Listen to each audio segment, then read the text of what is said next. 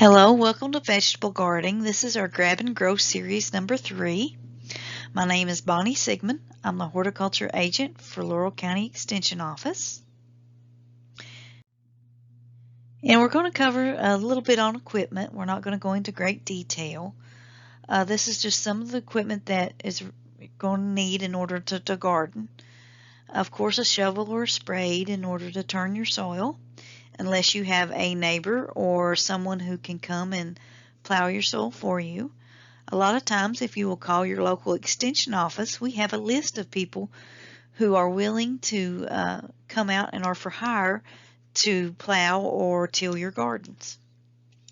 Of course, you're going to need a hoe in order to keep the weeds at bay, a rake in order to keep everything nice and level, a trowel to plant with, and then you're going to need some little small supplies such as strings and stakes in order to make your rows good and straight, a hose and bucket to water, and of course a file to keep that hoe nice and sharp.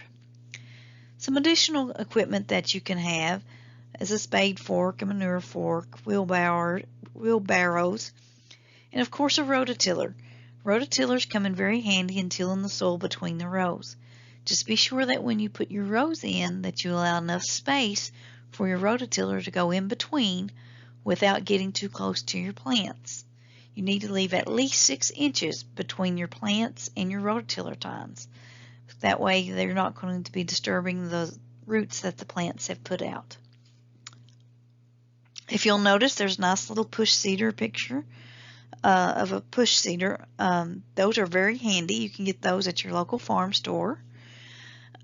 They're designed so that they have different plates that you can take and interchange so that you can plant beans, corn, beets, carrots, any kind of seed you can put through it. You change the plate and it'll change the spacing for you so that you're planting at the right rate. It also has a nice little guide, row guide that you can put down in order to make sure you have enough space between your rows. Soil preparation. This is definitely not what I've got in mind when we talk about soil preparation. If you're tilling like this, you're probably doing a lot more damage than you're doing good. We're going to talk about clearing the site, applying our lime and applying fertilizer, and working and tilling our soil.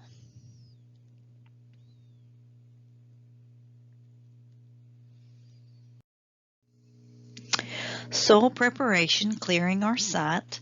Most of us don't have a bulldozer like that's in the picture to help us clear our garden site. The amount of labor that it's going to require to clear a garden site will depend on whether it was a garden site from previous years or whether it's a brand new one that is in sod. First thing we're going to do is remove all rocks and old debris. If it is an existing garden from last year, old plant support systems, generally old plants that were left over from the summer, all need to be removed or incorporated into the soil. If you planted a green manure crop the fall before or a cover crop, those things need to be chopped up and incorporated into the soil at least 6 weeks prior to planting. This will help prevent the organic matter from breaking down and tying up your nitrogen. Another thing that I see a lot of gardeners do is they want to apply manures to their garden sites in the spring. This is not something that I suggest unless it's 100% composted and you're guaranteed that it's composted the correct way. Manures added to your garden or compost that was not composted correctly, that is derived from animal manures, have the potential of microbial contamination of your vegetable crops. If you're going to be using compost that's not been composted correctly or manures, I suggest you put those on as soon as you finish harvesting in the summer. That way you've got as much time as possible for those microbes and for those compost to break down into your soil before you harvest your crop for eating the next spring. I suggest at least 4 to 6 months between application and the time that you harvest.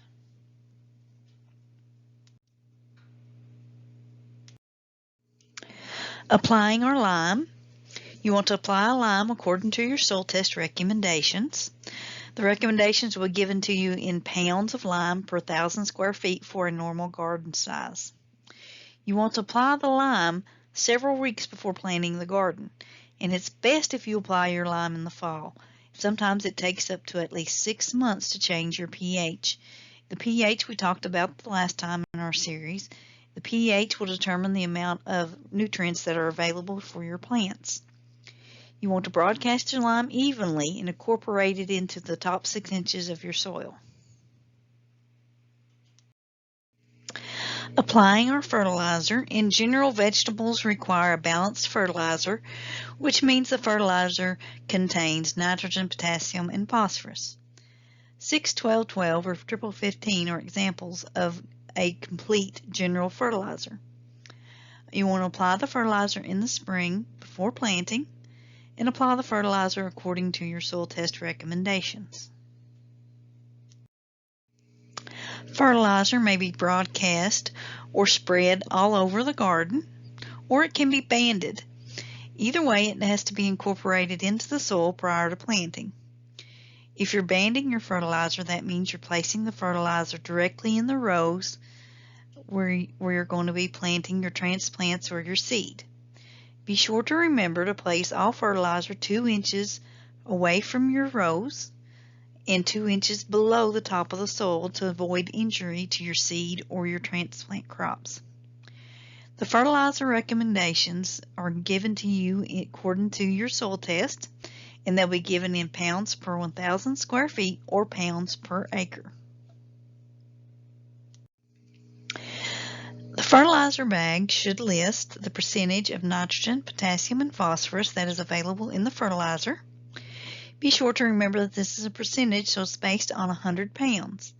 So if you look at the bag of 10, 10, 10, it's a 50-pound bag, so you've only got 5 pounds of available nitrogen, 5 pounds of available potash, and 5 pounds of available phosphorus. If your soil test requires 10 pounds of these things, you're going to have to apply 100 pounds of 10, 10, 10 in order to get the required nutrients. Working the soil. You want to work the soil at least 6 inches deep. You don't want to pulverize your soil into a dust. If you pulverize your soil, you're breaking up the home for the little microbes that are helping to break down the nutrients and helping your little plants grow. Also, it makes it real easy for rains to form a real hard crust around your plants so that it's hard for your little plants to come up and grow well. You don't want to work the soil too wet. A good way to tell if the soil is too wet to work is to reach down and get a handful of soil, make it into a ball, and if you drop it on the toe of your boot and it busts, then the moisture content is about right to work. If it just bounces off, it's much too wet. If you work your soil when it's too wet, you're going to have clods and a lot of heartache.